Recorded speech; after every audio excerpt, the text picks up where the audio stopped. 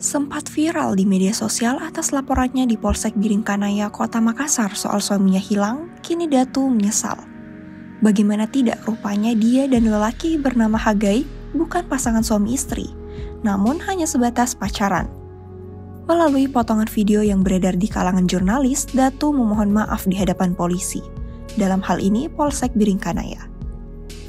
Yang bertanda tangan di bawah ini, nama Datu Balak Lembak, tempat lahir Makale 24 Desember 1992, pekerjaan karyawan swasta, alamat Pacirakang Mangga 3. Dengan ini saya menyatakan laporan yang saya buat di Polsek Biringkanaya tidak benar.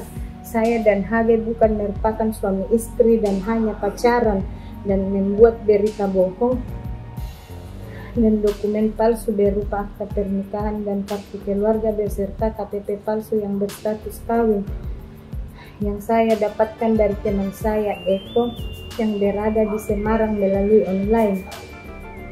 Saya telah menyesal akan perbuatan saya yang membuat laporan palsu di Polsek Biringkanaya yang merusak nama baik citra Kepolisian Republik Indonesia, khususnya Polsek Biringkanaya. Dengan ini saya benar-benar minta maaf atas perbuatan saya yang tidak terpuji dan merusak nama baik citra Kepolisian Republik Indonesia, khususnya Polsek Biringkanaya, dan saya berjanji tidak akan mengulanginya lagi.